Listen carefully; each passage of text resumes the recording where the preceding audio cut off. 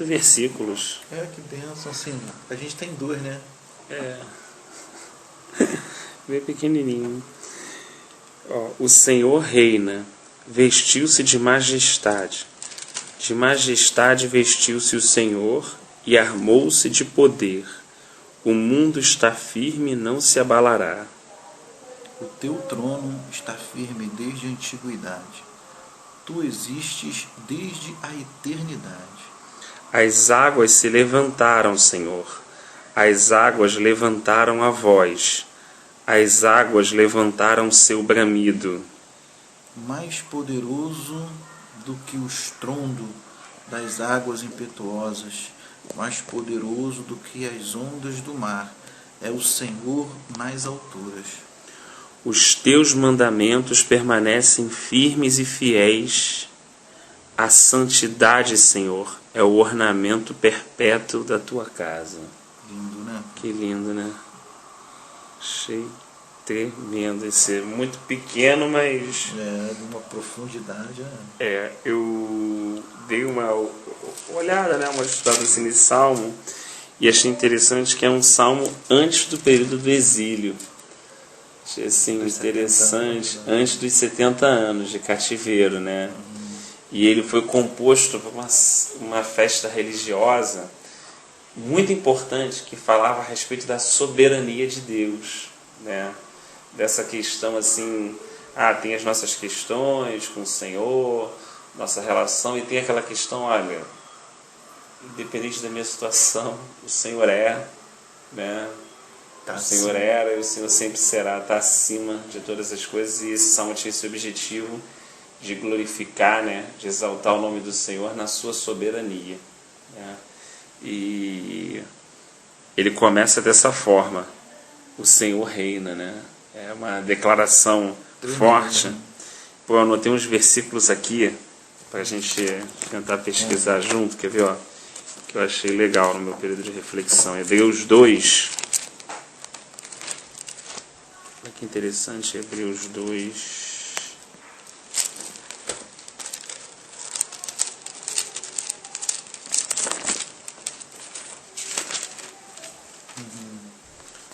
De 5 a 10. Olha só que interessante. Ele diz assim, né? Tem até um título: Jesus é feito semelhante a seus irmãos. 5. Não foi os anjos que ele sujeitou o mundo que há de vir, a respeito do qual estamos falando. Mas alguém em certo lugar testemunhou, dizendo: que é o homem para que com ele te importes, e o filho do homem para que com ele te preocupes. Tu o fizeste um pouco menor do que os anjos, e o coroaste de glória e de honra. Tudo sujeitaste debaixo dos seus pés. Ao lhe sujeitar todas as coisas, nada deixou que não lhe estivesse sujeito. Agora, porém, ainda não vemos que todas as coisas lhe estejam sujeitas. Vemos, todavia, aquele que por um pouco feito menor que os anjos, Jesus, coroado de honra e de glória por ter sofrido a morte, para que pela graça de Deus em favor de todos experimentasse a morte. Eu achei interessante esse trechinho, que falava assim, ao lhe sujeitar todas as coisas, nada deixou que não lhe estivesse sujeito. Isso foi uma realidade, né? Mas ele diz assim: agora, porém, ainda não vemos que todas as coisas lhe estejam sujeitas. Como é que está na tua versão? Agora, igualzinho. Agora, porém, ainda não vemos que todas as coisas lhe estejam sujeitas. Perfeito. Eu achei interessante isso, assim, olha, as coisas foram sujeitas. Isso é uma realidade espiritual. Isso foi feito no mundo espiritual, está ordenado para dar certo. Isso é fato, né? Só que nós ainda não vemos isso. Olha que coisa interessante, nós ainda não percebemos isso. Então, assim, é muito comum nos dias atuais na caminhada cristã, né, as pessoas olharem e falarem assim: pô, cara, não é possível que Jesus está no controle. Não é um questionamento nosso diário, né? Cara, mas não é possível, tá de cabeça pro ar, meu Deus, tá uma loucura. Agora eu tô abandonado. Agora, meu Deus, tá uma loucura, né? olha para as circunstâncias, para o cristianismo, para a realidade atual, para o presente século, e parece que as coisas não estão no controle. Mas tanto o Salmo quanto essa palavra diz claramente que todas as coisas foram lhe sujeitas debaixo dos seus pés. Nesse tempo agora, nós ainda não percebemos isso, não vemos. Mas o problema não é a realidade espiritual, o problema é a nossa visão. Porque o irmão que alcança essa realidade, ele descansa, né? É mais ou menos a situação do Pedrão, né? Fala assim, pô, Jesus está aqui, mas o que adianta ele estar no barco se o barco vai naufragar? Então ele pode estar até presente, mas não está no controle, né? Então é aquela circunstância que ele permite, que aparentemente parece que ele não está no controle, né? Para que realmente um discípulo aprenda a entender que ele está no controle independente das circunstâncias. Soltou a marra, né? Tipo, tá à deriva mesmo, tá indo para onde? Tá batendo ali, batendo até, algumas versões falam sossobrar, né? Mas batendo até, tipo assim, vai a pique, né? Então, assim, por que o Senhor faz isso com seus discípulos, né? Eu creio, né? Para ensiná-los que Ele está no governo independente das circunstâncias, que Ele reina independente das circunstâncias, independente do colega ver o outro afogando, independente de ter gente morrendo pelo nome dEle, independente de ter gente brincando com o nome dEle, independente de gente fazendo arruaça, entre aspas, né? Achando que está fazendo arruaça com o nome do Senhor, né? Com a Babilônia, com a confusão espiritual, independente de tudo isso que nós vemos, o Senhor está no controle, né? E, na verdade, isso traz um certo descanso interior, né? Quando nós alcançamos isso, né? Quando no dia a dia a gente dá aquela resvalada que faz parte do nosso processo de aprendizado, aí bate o desespero, porque Deus não está no controle, gera em nós um desespero e uma ansiedade. Porque não, se Ele não está no controle, quem está? A gente tem assim, ainda mais quando a gente vê que a carne vai sofrer, né? É o termômetro, né?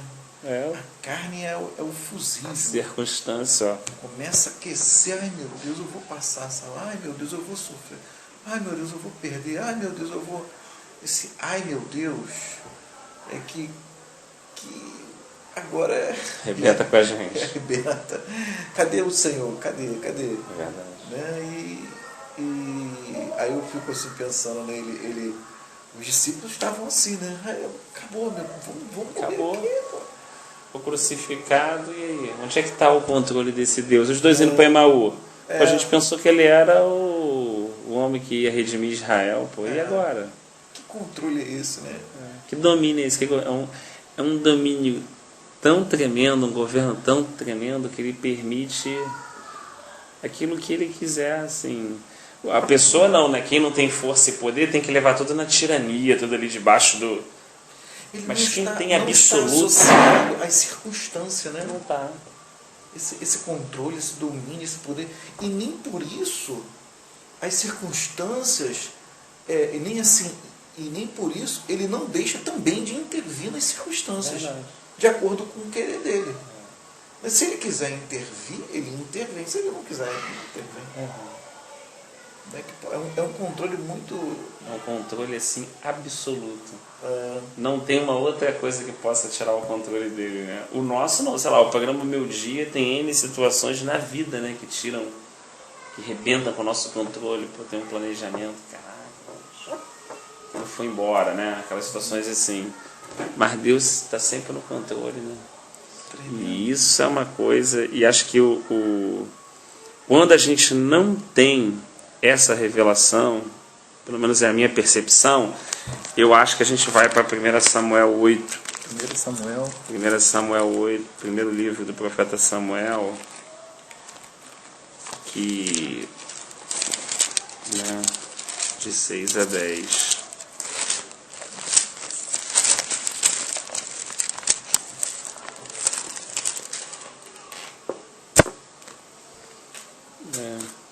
De 6 a 10 diz assim: Quando, porém, disseram, dá-nos um rei para que nos lidere, isso desagradou a Samuel. Então ele orou ao Senhor, e o Senhor lhe respondeu: atenda a tudo o que o povo está lhe pedindo. Não foi a você que rejeitaram, foi a mim que rejeitaram como rei. assim como fizeram comigo, desde o dia em que os tirei do Egito até hoje, abandonando-me e prestando culto a outros deuses, também estão fazendo com você. Agora atenda-os, mas advirta-os solenemente, e diga-lhes quais direitos reivindicará o rei que os governará. Olha que coisa profunda, né? Atende a tudo que o povo está lhe permitindo. Não foi a você que rejeitaram, foi a mim que rejeitaram como rei. Então, assim, o Senhor era rei de Israel. E, teoricamente, toda a confiança de uma nação está no rei. Pô. O rei está governando tudo, né? O controle está na mão o quê? Do rei. Ele abre e fecha a mão, acabou, né? Colheita, plantação, tributo, imposto. Está tudo na mão do rei, né? Então, quando realmente quando aquela realidade não é concreta na vida do povo, quando o povo não consegue ver que Deus está no governo, então esse povo quer alguém que governe ele de uma forma. E realmente, assim, está falando das circunstâncias, esse povo aqui da época, eles estavam reivindicando o rei porque Israel vivia atrasado diante dos outros governos. A tecnologia bélica de Israel era fraquíssima. E precisava. Humanamente, eles tinham até motivo. Vai louvando, vai com 300. Para quê, né? Você tem um Deus que é todo poderoso, que é todo. Para que você vai se armar se na hora da batalha, eis que essa batalha não tereis que pelejar, eu pelejarei por vós. Vai todo mundo, não morre um. Tu já viu textos que não morreu umzinho na batalha? Nenhum soldado. É interessante isso, né? Para quê? Para quê? Aí eles quiseram um rei. Não.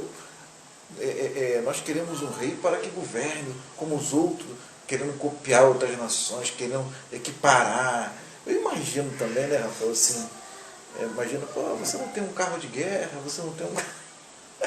Mas aí você vê que... Não, eu tenho um carro de guerra. Imagina conversando com Eliseu da vida, eu tenho. Varão, eu tenho um carro de guerra. E ele é espiritual, ele está rodeando o teu exército. Você que não está vendo. Você que não está vendo, né? Assim, na verdade, era para as outras nações ficarem maravilhadas com o modo como Deus cuidava desse povo. Cara, o cara não precisa nem de exército. Mas na verdade, quando o povo não crê que Deus guarda, que o socorro vem do alto, então ele vai buscar socorro em outro lugar. Então, assim, aqui prova claramente nesse momento que a realidade espiritual do povo era que Deus não estava no controle. Eles precisavam de um rei para controlar e governar eles. Também para dar aquela... O que vai ser de você, Samuel? Daqui a pouco você morre, teus filhos, a gente conhece a situação deles. O que vai ficar? Mas eles, na verdade, não buscaram no Senhor uma solução. Hoje, se você pegar e tem uns irmãos reunindo com um pastor, tirar aquele pastor, cada um vai para um lado e está perdido. Porque a referência da pessoa é o homem. Tirou aquele homem que é uma referência e acabou, o nego está batendo cabeça. Então, assim, e na verdade ele vai mais a fundo e vem falando, olha, foi desde o início que eles eram assim comigo. Foi só eu deixar eles 40 dias. 40 dias só. Olha só, estou guardando esse tempo. Na verdade, eu não os deixei, eu estava presente. Que eles já levantaram outro Deus para o quê? Governar eles, que foi o bezerro de ouro. Meu pai. Então esse povo não anda, esse povo está o tempo todo buscando que alguém governe ele. Quando na verdade eu, soberano, criador de todas as coisas, estou me colocando bondosamente, benignamente para governar o meu povo e ele não quer. Eles trocam um manancial de água viva por uma cisterna rota. Agora, Rafael, eu penso muito como o povo. Eu não penso muito como Moisés, porque compartilhar é esse, né? Então, eu vou ser advogado do povo.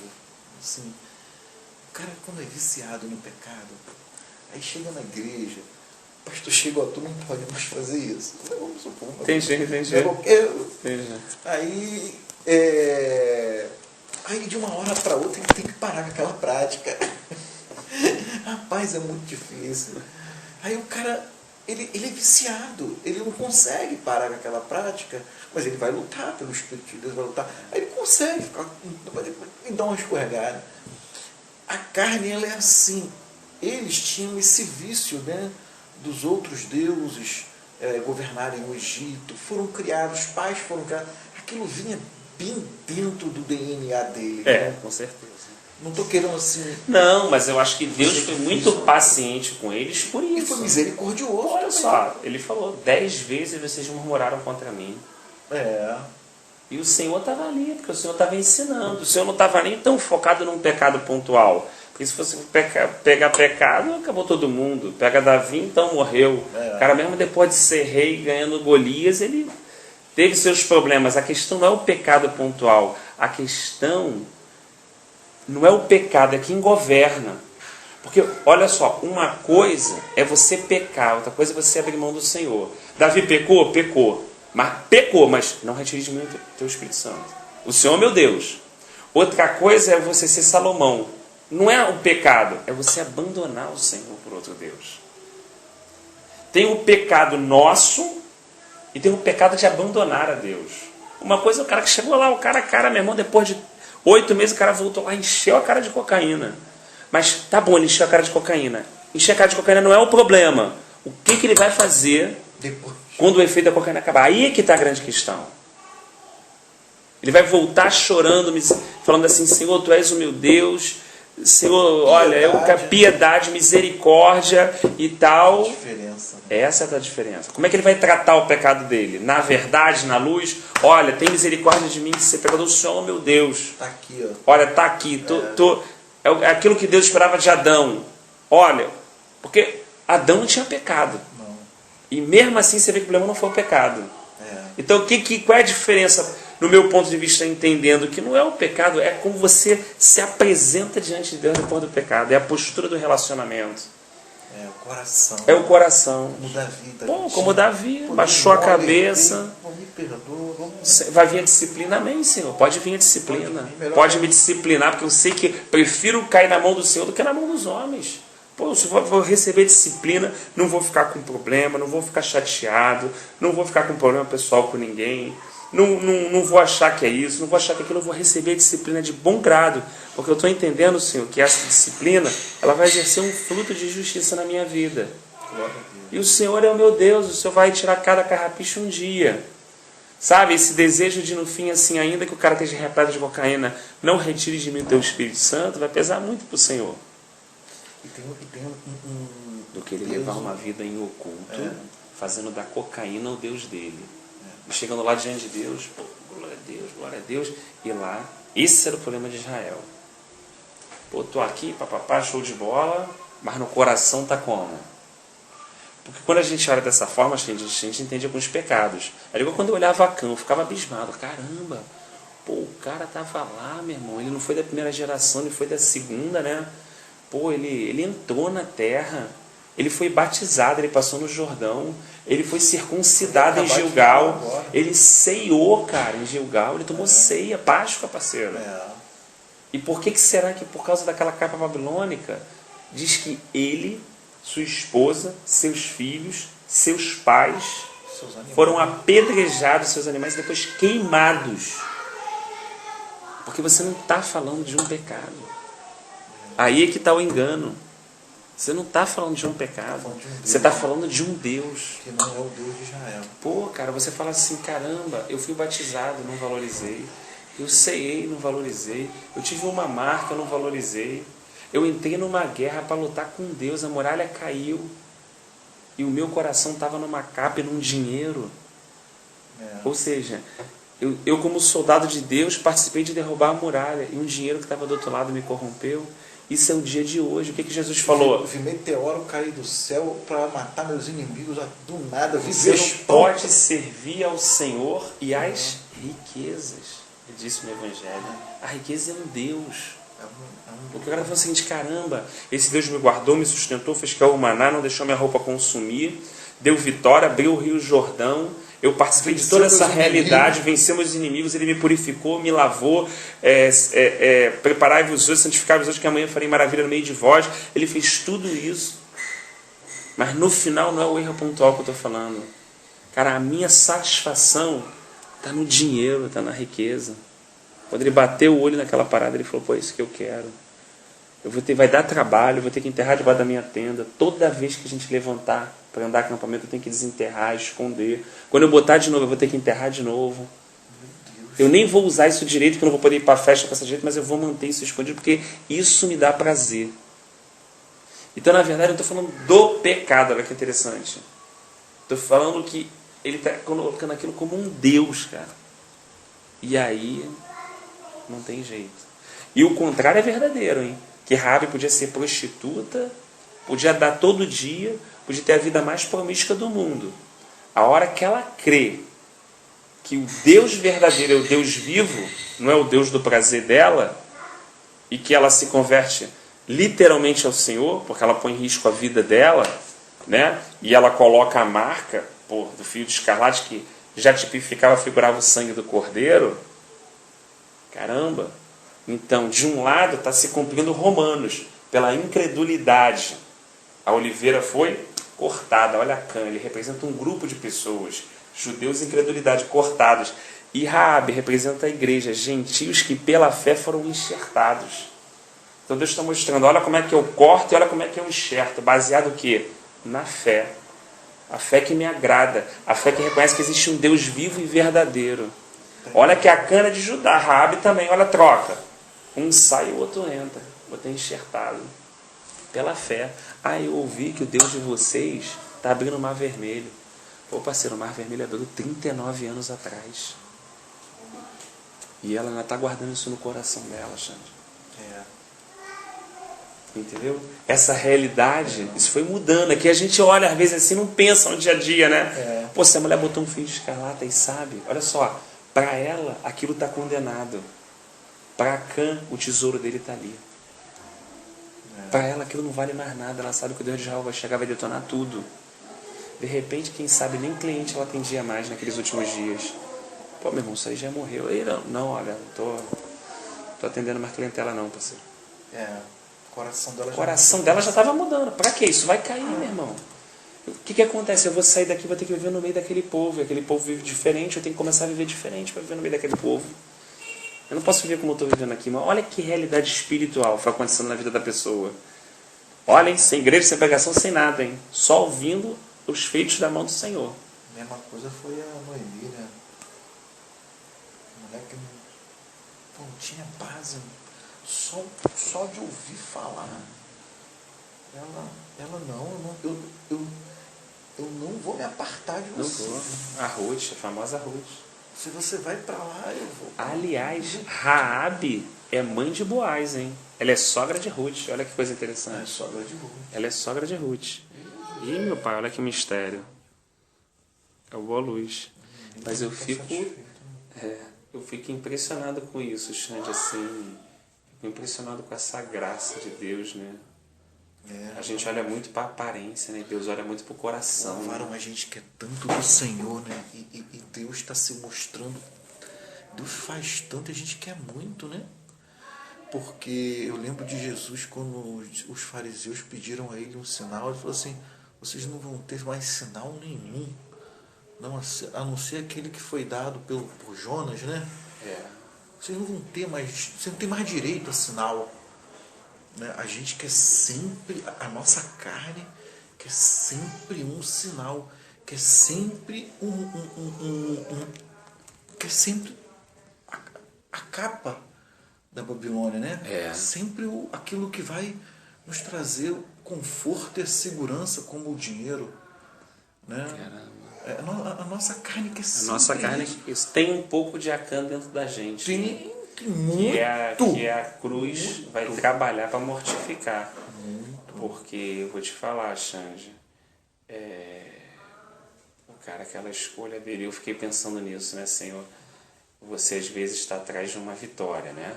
Como eles estavam ali, né, atrás daquela vitória. E às vezes a gente não sabe que mesmo uma vitória por Deus, dada por Deus, a gente vai ter contato com coisas que podem derrubar a gente, né? Meu Deus. Entende? Deus me deu uma vitória, irmão, tremenda e tal. Mas se o meu coração não estiver preparado, eu vou meter a mão na capa. Vai meter a mão na capa. Eu vou meter a mão, entendeu? Na riqueza. E aquilo vai levar à destruição, ainda que esteja acontecendo dentro de um milagre sobrenatural da muralha caindo. Olha que coisa perigosa, né? Por isso que de tudo que deve guardar, guarde o teu coração, porque dele procede as fontes da vida, né? É verdade. É mais importante estar preocupado em guardar o coração do que com a espada na mão para derrubar a muralha, porque... Caraca, Davi fazendo a diferença de novo. Não é? Na verdade, você vê, é o coração de Davi que entra. Na verdade, quem ganhou a funda não foi o coração. Foi o coração. Quem ganhou o trono não foi Davi, foi o coração dele. Coração puro, Xande. Aquele coração puro que Quem recebeu aquela vitória de cara, olha, Davi foi rei, Davi recebeu muita vitória, mas eu acho que tirar a arca da casa de Obed-edom, né? Daquele profeta, e levar para Jerusalém, tomar tirar os jebuseus de lá de Jerusalém, pelo esgoto, e meter a arca lá dentro e restaurar, né? A adoração. Meu Deus, aquilo ali para mim foi o maior feito. Deus não deu para ele, deu o coração dele. Esse coração que agrada, né? Que no fundo foi até o que assim Deus escolheu ele, né? Porque quando Samuel, que era profeta de Deus, que nenhuma palavra caiu por terra, Xande, olhou e falou: eis aí o rei de Israel diante de mim. E o Senhor falou assim: Samuel, desculpa, eu não vejo como o homem vê. Eu vejo o coração, cara. Nem lá o cara tava. O Jessé, talvez não por maldade, mas o pai dele, nem imaginou. Você vê que todo mundo tinha uma mentalidade de como devia ser um rei, né? Ninguém Alto, mais. bonito. Todo mundo, né? Um cara Saul, forte, um cara Saul, a Bíblia diz que ele batia, ele era mais alto que as pessoas, de mais estatura, né? De se destacar. As pessoas batiam no ombro de Saul. Ele tinha em torno de uns 2 metros e pouquinho. Era um cara Ele proeminente. era um cara hoje lindo, né? Era o rei que o povo escolheu. Quando na verdade o rei que Deus escolheu, se a gente, né, imaginar assim, Davi, ele escolheu pelo coração, cara. E tu vê o coração realmente, quando Deus sonda, esquadrinha, e você vê Davi o tempo todo, né? Quantas vezes a gente estudou, passou por aqueles versículos, o cara se humilhando, se quebrando. Sim. Não te esqueça de nenhum só dos teus benefícios, ó minha alma, louva o Senhor, que darei ao Senhor por todos os benefícios que o Senhor tem me dado, e tal. Eu invocarei o nome do Senhor e tomarei o cálice da salvação. Essa questão assim, o tempo todo de não querer esquecer, sabe? Não estava preocupado em pedir, estava preocupado em não esquecer o tempo todo o que Deus fez. Ah, não, quero isso, quero... Não. Deus já fez muito. Gostaria de contar, mas são inumeráveis os teus feitos, Senhor.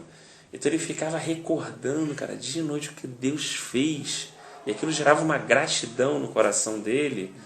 Ele falava, no meio da noite eu paro para meditar na obra das tuas mãos, né? Para lembrar do teu amor fiel, da tua benignidade.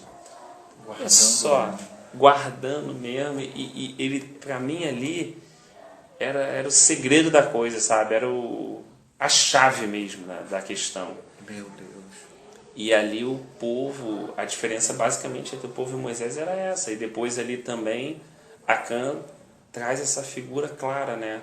Porque se ele estivesse satisfeito com o Senhor, vamos no mais fundo, né? Pelo menos do meu coração. Se ele estivesse satisfeito com o Senhor, aquilo chamaria a atenção dele, Xande? Não. Se ele tivesse pleno. Quando você, por exemplo, eu e você fomos na churrascaria, acabamos de comer. Aí a gente volta, Rafa, dá uma passada lá em casa. A gente senta. A Pei chega e fala assim, aí, fiz aqui uma feijoadinha, a gente vai conseguir comer? Porque está satisfeito, né?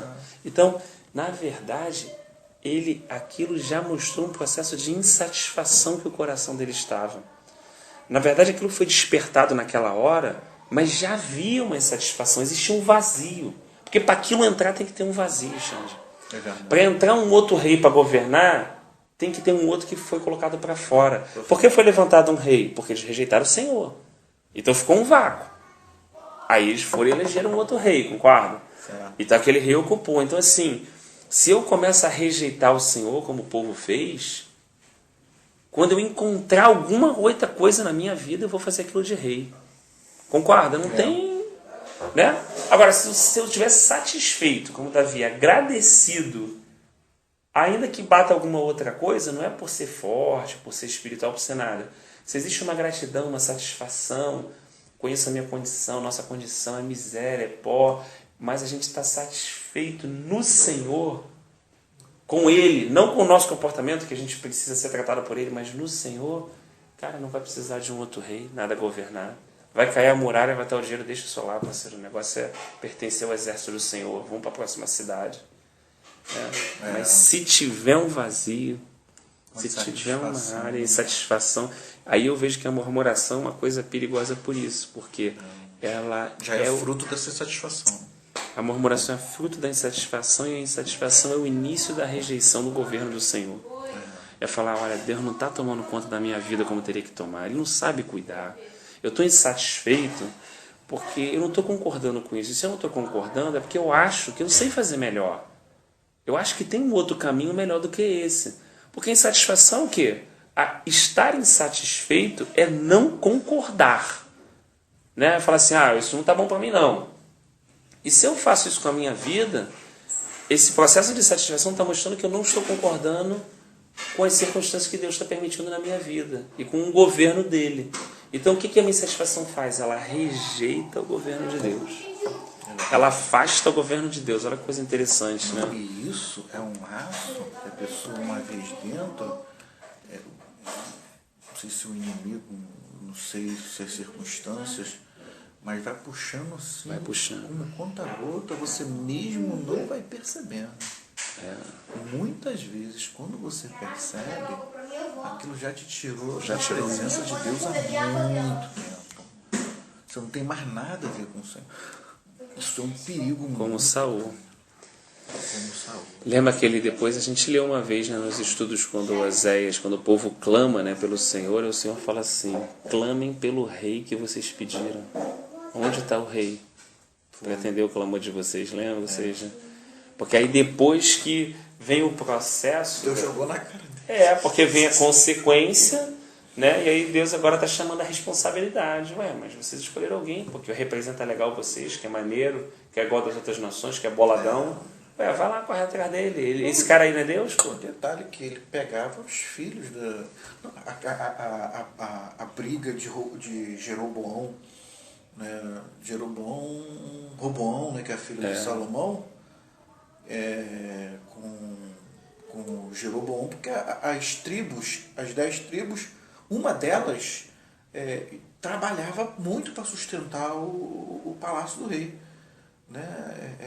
Era sobrecarregada, né? Aí ele foi pedir conselhos com... Lembra aquela história que ele Lembro, é verdade. Ele foi pedir conselhos com os amigos, de vez de pedir com os anciãos.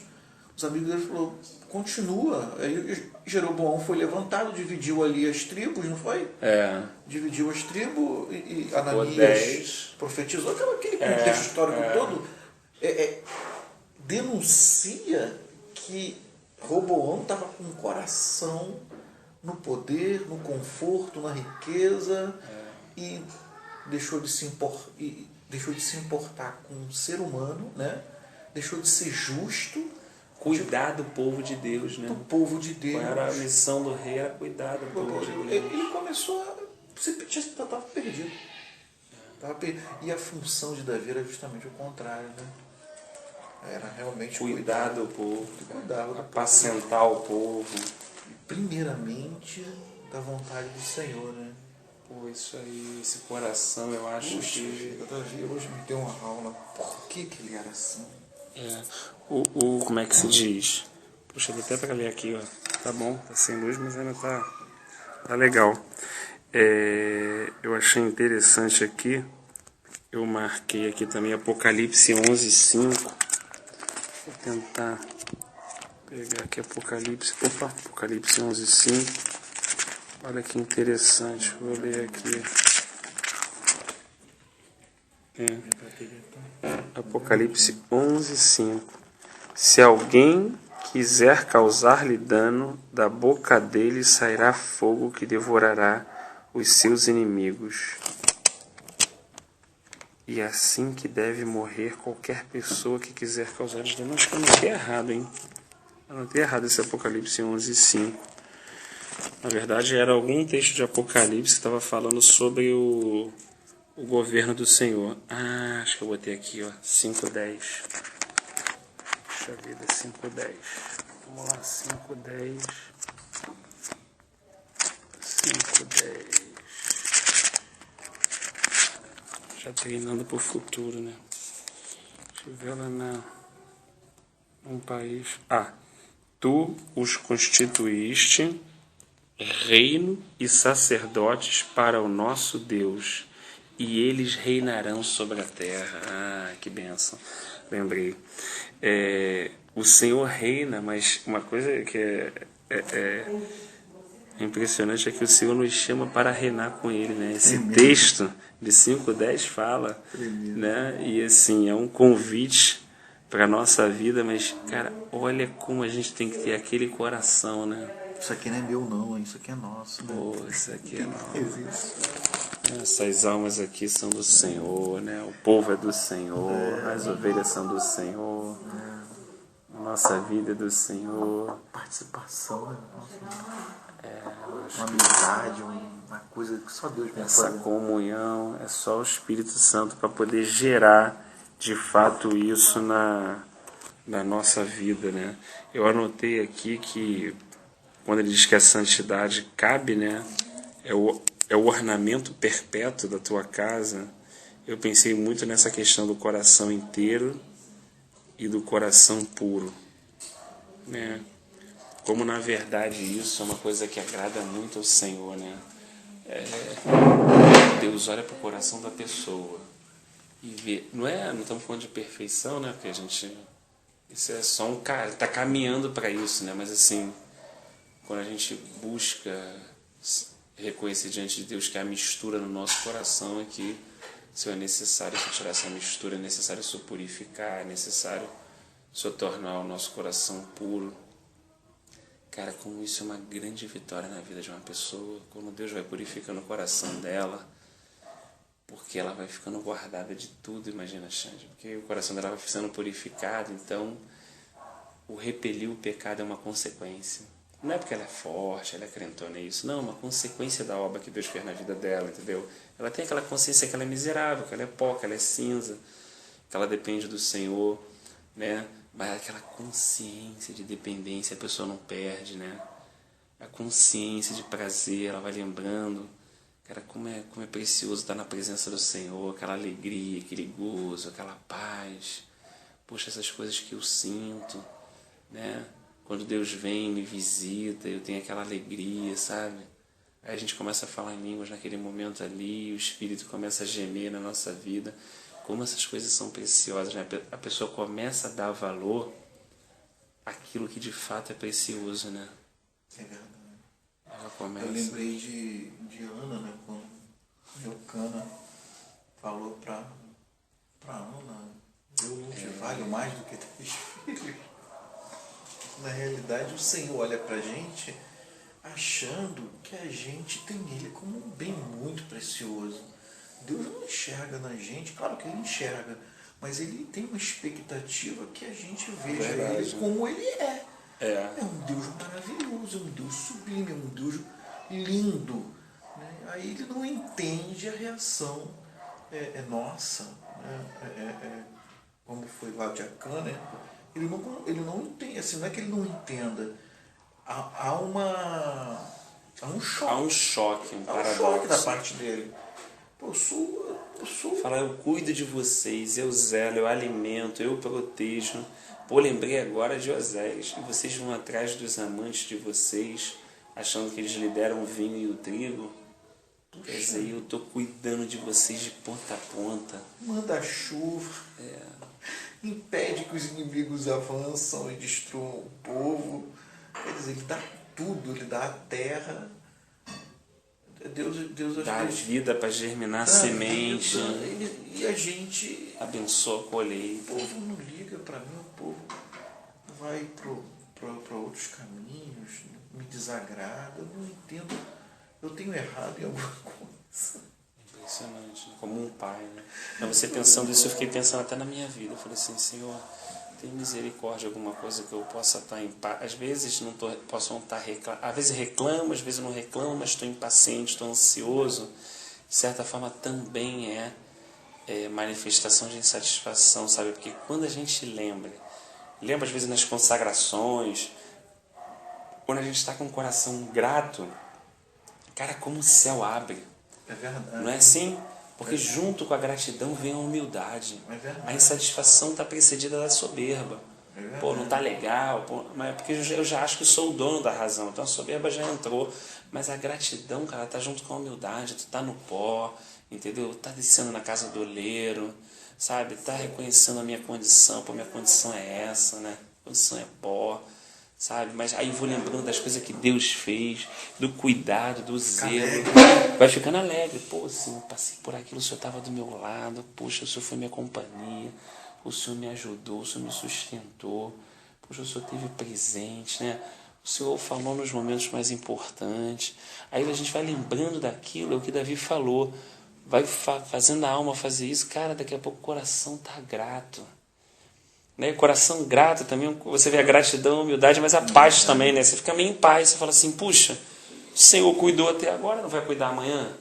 Né? O Senhor foi fiel até agora, não vai ser fiel amanhã? Né? É uma coisa assim que...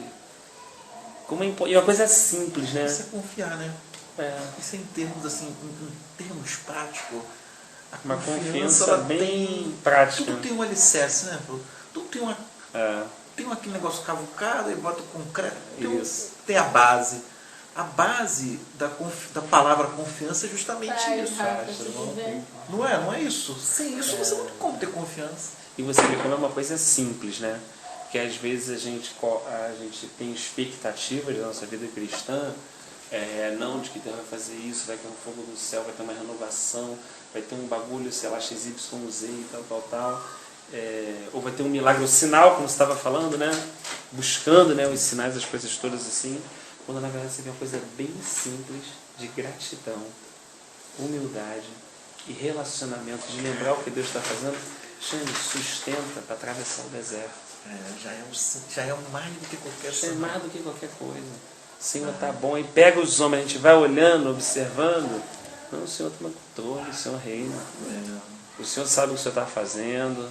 Entendeu? Porra, quantas vezes o Senhor pediu o Senhor um sinal? Tudo que Deus não queria ouvir. Eu vou te dar um sinal. É também que Ele não queria dizer. Mas Ele faz com a gente por misericórdia. Por misericórdia. Né? Por misericórdia. Porque se eu tivesse com um coração grato, alegre, pela pessoa dele, não ia ter essa relação de toma lá e dá cá. Né? Na realidade é uma relação de contrato com um Deus de amor, né? Mas ele mesmo se sujeita, não. Ele mesmo é um pai, ele entra na estatura do filho para se relacionar com ele. Se eu quiser me relacionar, você, né, com a Débora, eu com a Estherzinha, com a Nassara, do nosso nível, não é possível, a gente não vai conseguir. A gente precisa descer no nível delas, por causa do amor, para se relacionar com elas. Então, quando Deus está se relacionando, já é a expressão do próprio amor. Ele já desceu. Para chegar no nosso nível de compreensão, tem que usar figuras, tem que ensinar, olha, filho, isso aqui, tá? Olha, é isso que eu estou falando com você, isso. Só para fazer isso, só para se expressar dessa forma, já é um amor tremendo. Já é um amor tremendo. Se não fosse pai, passa lá ver uma criança, vai embora, né? Dá uma satisfação. Dá uma satisfação, né? Eu fiquei pensando, minha filha, outro dia eu cheguei, foi domingo em casa de manhã, ela estava com a Teté, a Sarinha, e eu virei para ela, e aí, filha? Ela falou, posso pedir uma coisa? Posso. Vamos orar? Sarinha. Falei assim, vamos. Aí eu vi o joelho do lado dela, orei, fiquei pensando assim, caraca, aquilo me trouxe uma alegria na hora, né, Xande? Porque foi uma coisa meio inesperada, né? Agradecemos, eu fiquei pensando, a gente quando ajoelha para orar sem motivo nenhum, como é que deve ficar o coração de Deus, né? Ela não está pedindo nada, só ajoelhou na sala, nem ajoelhou, dobrou, se encolheu no canto do sofá e começou a falar comigo. Viu que naquele tempo é mais importante ele levar o pensamento a mim e falar comigo do que qualquer outra coisa que está na terra. Olha que escolha simples do dia a dia, não é uma religião, não é um mandamento humano, não é uma aparência, não é nada, não, é uma escolha bem interior, até no sofá, se ligou no céu, começou a falar com Deus. A coisa é simples, né, gente? Na essência, a coisa é bem simples, né? E Deus se agrada dessa simplicidade, dessa singeleza, né? Essa coisa que foi bem... Essa surpresa, né? Daquela balinha que você chegou, pô, não custou nem 20 centavos, comprou 3 balinhas, 4 balinhas, chegou em casa, aí, 2 por Salvador Rapadela, então chicletinho. Aquela festa, não tem nada. É a mesma coisa, assim, chegar... Tremendo. Eu separei aqui 2 versículos, agora não lembro mais, vamos tentar ler, né? Eu não... Pra ser sincero. Eu estava preocupado, a luz não voltava, a luz voltou, graças a Deus.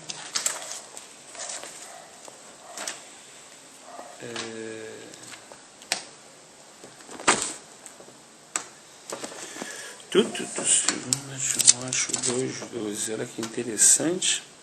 Se perseverarmos, com ele também reinaremos. Se o negarmos, ele também nos negará. Eu já vi muito pessoal usar a segunda parte, a parte B, né? Se o negarmos, ele também nos negará. Eu conheço a parte B, a parte A. Se perseverarmos, com ele também reinaremos. Olha que coisa interessante, com ele também reinaremos. Olha só, eu reino, filhos, mas eu constituí vocês sacerdotes também, para reinar comigo. No milênio. Você vê que a palavra de Deus nunca cai em contradição. Está sempre alinhadinha, né? Sempre... Ela com ela mesma, né? Eu acho que por isso que eu separei aquele outro texto que diz, acho que eu nem separei, mas vamos ver se eu pego ele aqui de cabeça, que é uma promessa, uma igreja. Olha só que interessante. Repreendo e disciplino aqueles a quem amo. Olha que coisa interessante. Quando a disciplina do Senhor está sobre a nossa vida, né? Coisa boa. Que Ele nos ama, né? Dependente da aparência, às vezes pode parecer ruim, mas é boa a disciplina. Por isso, seja diligente e arrependa-te. Eis que estou à porta e bato. A gente conhece muito essa parte também. Se alguém ouvir a minha voz e abrir a porta, entrarei e serei com ele e ele comigo. Ao vencedor darei o direito de sentar-se comigo em meu trono. Olha só que promessa. Sentar com ele no trono dele. Assim como eu também venci, sentei-me com meu Pai em seu trono. Olha só que coisa interessante.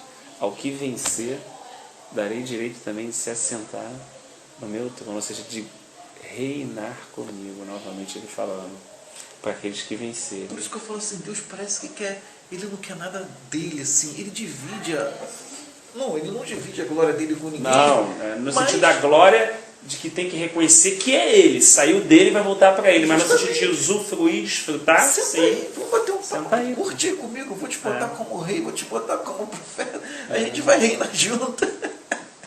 Agora você imagina. Coisa linda, né? Agora, se ele diz assim, aprendei-me de mim que sou manso e humilde de coração, você imagina aqueles que ele vai... Aí já não estamos falando de salvação, beleza, ok. Podemos passar pelo fogo, como Paulo falou. Mas para essa promessa, para estar reinando com ele, olha como é que a alma, né? Como é que o coração dos servos, dos discípulos, tem que estar muito tratado, né? Muito esvaziado, muito humilhado nessa posição de gratidão, de reconhecimento. Você pega a gratidão, a gente associa a gratidão só agora. Às vezes, quando o pessoal fala de gratidão e tudo, Senhor, obrigado pela providência. Irmão, tem 24 anciãos no trono, que não tem que pagar conta de luz, nem de gás, nem nada. Mas eles ajoelham e jogam a coroa aos pés do Senhor. Em que? Gratidão. A gratidão, ela é eterna. Ela não depende da circunstância. Ela não depende disso. Ela é eterna. Ele está lá em cima, ele joga como gratidão, como reconhecimento de que ele, se ele está ali, aquele ancião assentado em algum trono que lhe foi permitido, foi por causa de quem está sentado no único trono soberano. Aí ele vai e reconhece. Olha a questão da humildade. E o Senhor concedeu que ele se sentasse ali e deu até uma coroa para ele. Olha só que mistério. Mas ele não toma aquilo como Satanás quis usurpar o trono do Filho de Deus. Ele não quer reinar nele mesmo. Ele reina, mas debaixo do reinado do Senhor. Ali, inclinando e jogando a coroa. Né? E isso é coração, Xande. Isso é coração. É o que a gente estava falando de Davi, né? que já estava reinando. Você vê, cara, Jesus Cristo foi chamado, né, filho de Davi, cara. E a promessa que Deus fez é que teria um descendente para sempre no trono dele, que é o próprio Jesus Cristo. Que isso? Você imagina no milênio o Senhor descendo e sentando no trono e falando assim, ó, filho de Davi, agora eu vou reinar para sempre. Cara, para sempre mesmo, né? Então assim, acho que essa questão da gente reconhecer o reinado, reconhecer que Deus está no controle. Não sei porque você parei aqui Gênesis 37. Esquisito, não estou lembrando. 37, botei aqui o 37, versículo 8. Por Jacó, nosso amigo Jacó. Ah, seus irmãos lhe disseram, então você vai reinar sobre nós? Quer dizer que você vai nos governar? E o odiaram ainda mais por causa do sonho que tinha dito. Olha o problema de um irmão se submeter ao outro. Coisa interessante, quando lá na Nova Aliança diz, olha, sujeitai-vos uns aos outros, no temor do Senhor. O irmão deu um toque, pô, vou ficar debaixo desse, da sujeição palavra, desse irmão, dessa palavra, pô, vou ter de frente, porque posso não concordar, mas Deus, aí eu posso não estar vendo alguma coisa, né? Mas ele tá. E de repente Deus está usando e vai me livrar. Ainda que seja até ignorância, amém. Amém. Vamos supor que amanhã não seja isso, mas foi guardado. Estou guardado. Ainda que esteja guardado da minha própria soberba. Porque me humilhei, ela foi fora, fugiu.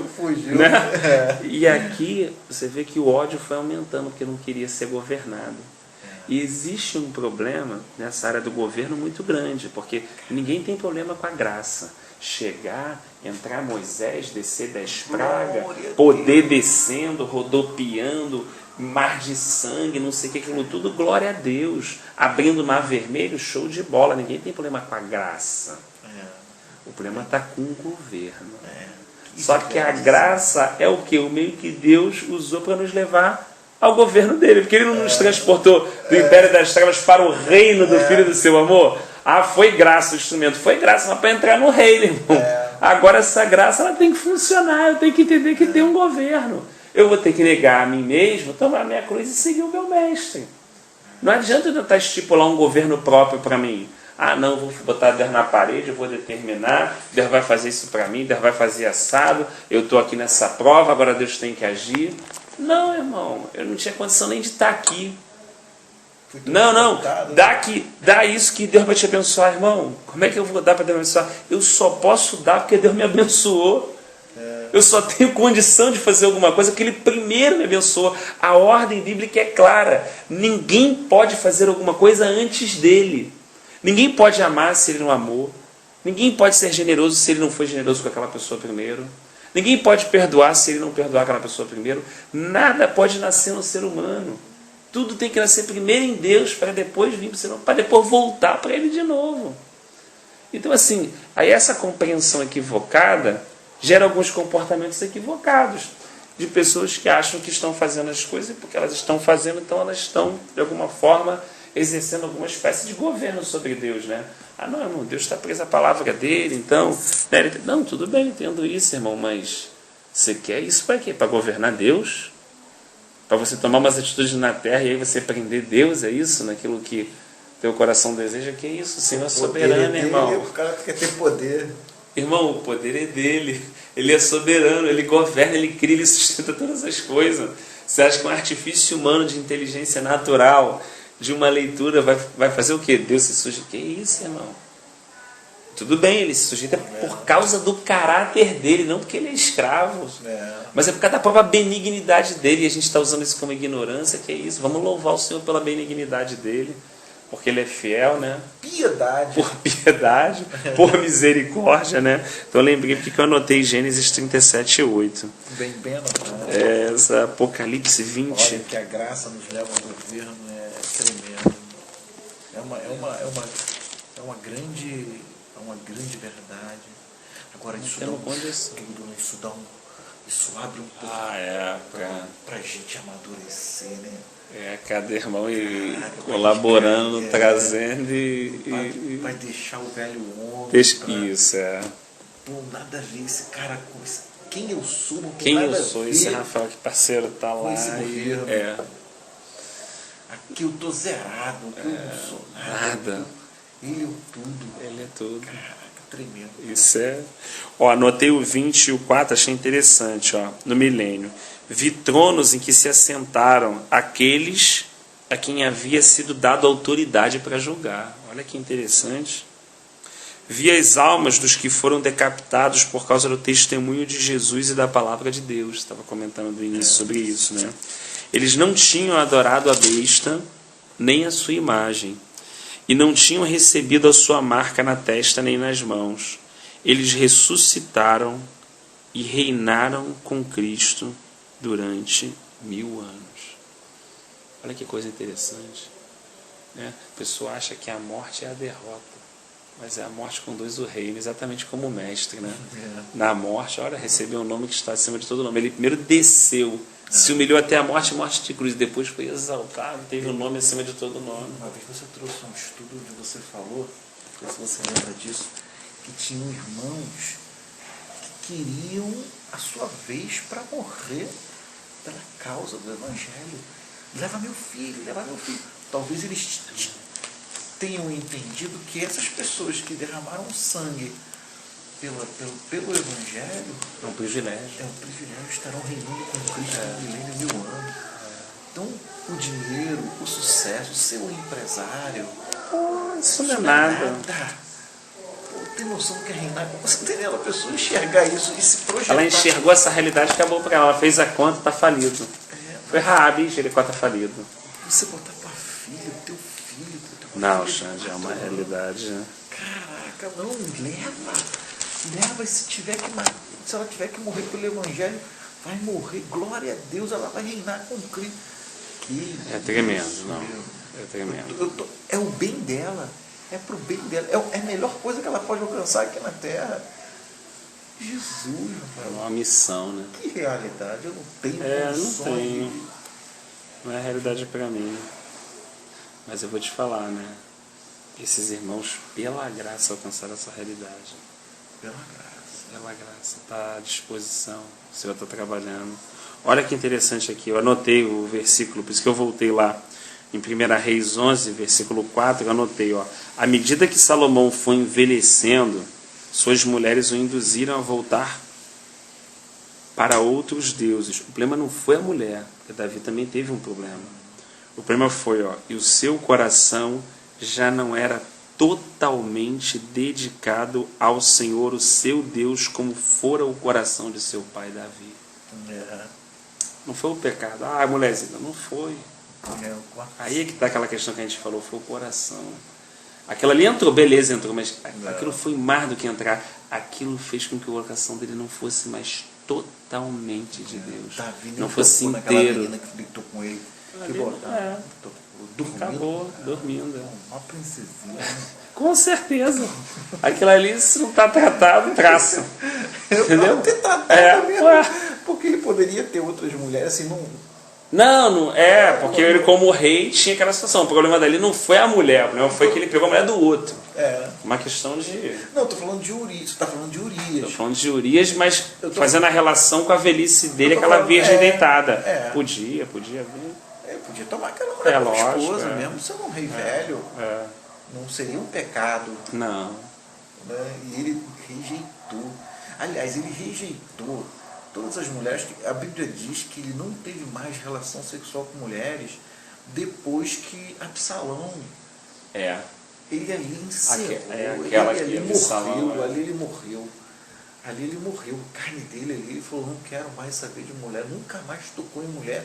E cumpriu o Davi era um homem de palavra. Aquelas mulheres ficaram lá no palácio, lá no alto, né? Ficaram lá na vida inteira e morreram lá. Ele se fechou.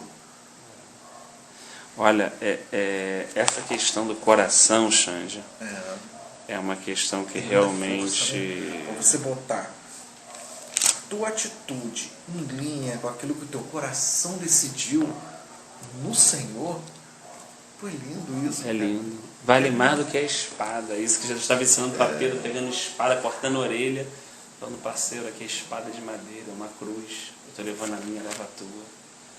que vai dar vitória mesmo é o trabalhar do Senhor, purificando o coração. Preciosidade. Isso é a preciosidade. O resto, irmão, quem pela espada for pela espada vai ser ferido, não tem jeito. Não tem jeito. Aí acho que Pedro mais tarde com certeza entendeu pelo processo que ele passou, né? Que a gente está De entendendo tratar, aqui, né? porque de muita coisa, né? Eu pensando, eu vou olhando na minha vida e vou tentando pensar assim, caramba, batalhas que eu perdi, porque na verdade não era questão só de intercessão, de oração e tudo, era questão de coração puro, né?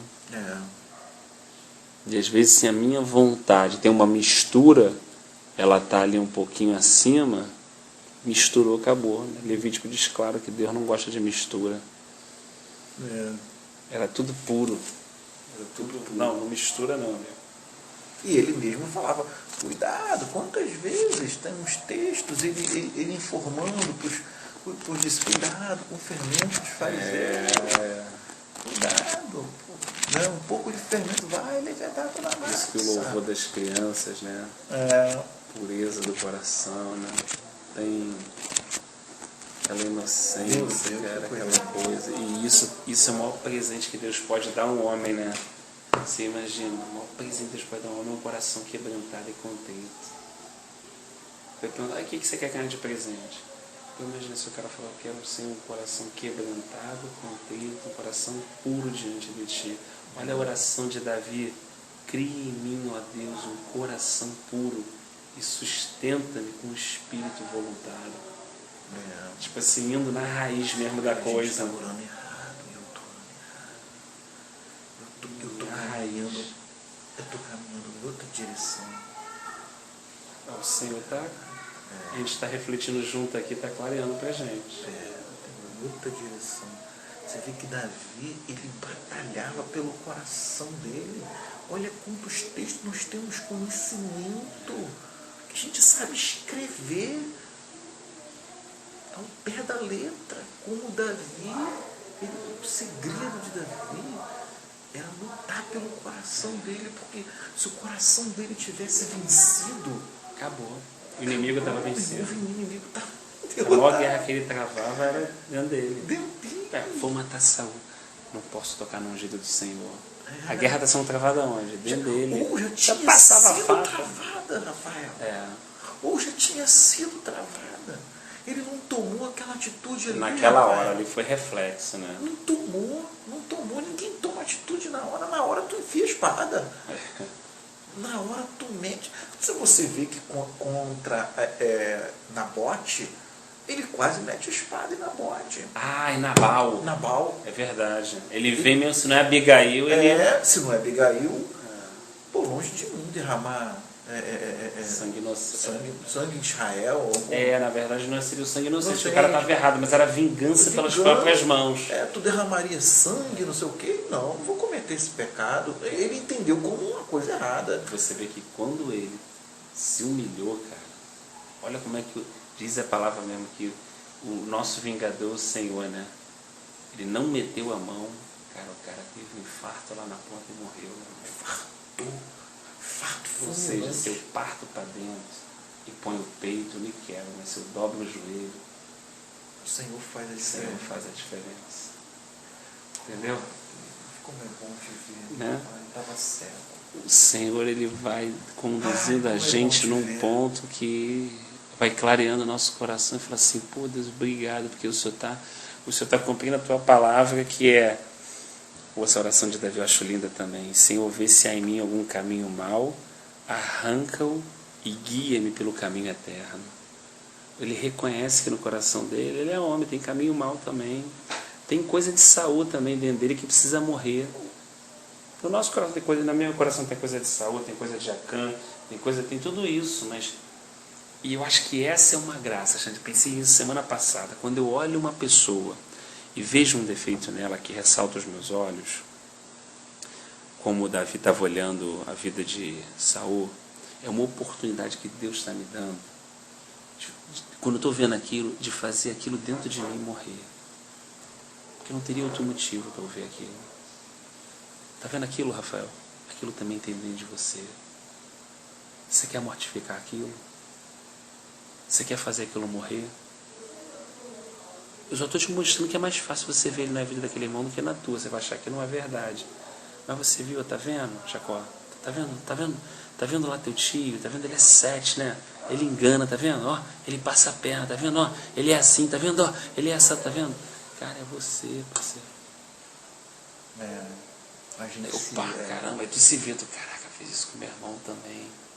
Coisa, olha só, fiz isso com meu irmão. Aí Deus me dá uma oportunidade para eu, Rafael, poder escolher fazer aquilo morrer dentro de mim. Pô, Senhor, não deixa esse Saul nascer dentro de mim. Não deixa esse Acã nascer dentro de mim. Não deixa essa circunstância que eu estou vendo nascer dentro de mim, porque eu vi meu irmão, mas podia ser comigo. Sabe? Acho que esse caminho que Deus vai apresentando para a gente, e aí a gente vai se humilhando e podendo até ajudar um ao outro. Porque, pô, se eu não ver dessa forma, eu vou sentar, ou eu sento pau no maluco, ou eu vou fazer alguma coisa, ou vou emitir uma crítica, ou sei lá, vou me achar melhor que ele, qualquer situação, né?